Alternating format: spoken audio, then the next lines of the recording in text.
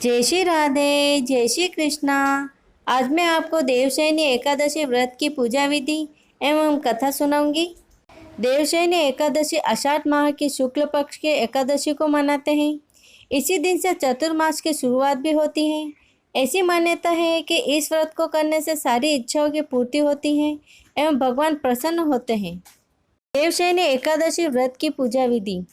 देवशयनी एकादशी के दिन दैनिक कार्य से निवृत्त होकर स्नान करें। पूजा स्थल पर भगवान श्री विष्णु की मूर्ति की स्थापना करें तथा पंचामृत से भगवान की प्रतिमा को स्नान कराएं।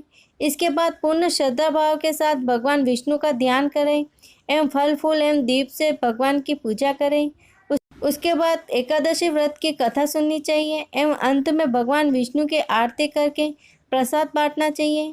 देवशयनी एकादशी व्रत के दिन नमक का सेवन नहीं किया जाता है। देवशयनी एकादशी व्रत की कथा। देवशयनी एकादशी के पीछे पुराणों की एक कथा प्रचलित है। बहुत समय पहले की बात है। सूर्यवंशी कुल में मांधाता नामक एक चक्रवर्ती राजा हुआ करता था। वह बहुत ही महान, प्रतापी, उदार तथा प्रजा का ध्यान रखने वाला राजा था। उस राजा का राज्य बहुत ही सुख समृद्ध था। धन धान्य भरपूर मात्रा में था। वहाँ की प्रजा राजा से बहुत अधिक प्रसन्न एवं खुशहाल थी, क्योंकि राजा अपनी प्रजा का बहुत ध्यान रखता था। साथ ही वह धर्म के अनुसार सारे नियम करने वाला राजा था। एक समय की बात है, राजा के राज्य में बहुत लंबे समय तक वर्षा नहीं हुई, जिसके फलस्वरूप उसके राज्य में अकाल पड़ गया, जिससे कि राजा अत्यंत दुखी हो गया, क्योंकि उसकी प्रजा बहुत दुखी थी। राजा इस संकट से उबरना चाहता था। राजा चिंता में डूब गया और चिंतन करने लगा कि उससे आखिर ऐसा कौन सा पाप हो गया है। राजा इस संकट से मुक्त पाने के लिए कोई उपाय खोजने के लिए सैनिकों के साथ जंगल की ओर प्रस्थान करते हैं। राजा वन में कई दिनों तक भटकता रहा और फिर एक दिन अचानक वे अंगिरा ऋषि के आश्रम में जा पहुंचे।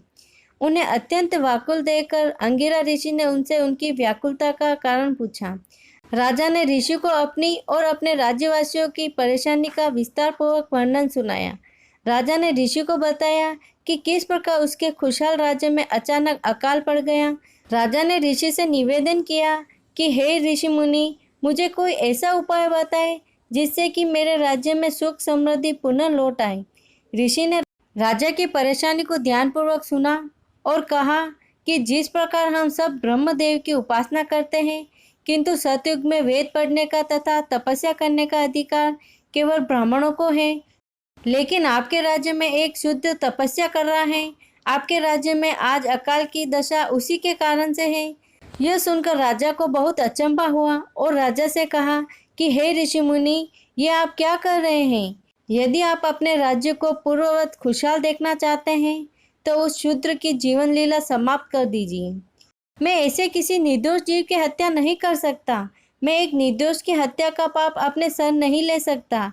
मैं ऐसा अपराध नहीं कर सकता, नहीं ऐसे अपराध बोध के साथ जीवन भर जीवित रह सकता हूँ। आप मुझ पर कृपा करें और मेरी समस्या के समाधान के लिए कोई अन्य उपाय बताएं। ऋषि ने राजा से कहा, यदि आप उस शूद्र की जीवन लीला समाप्त नहीं कर सकते हो तो मैं आपको दूसरा उपाय बता रहा हूँ।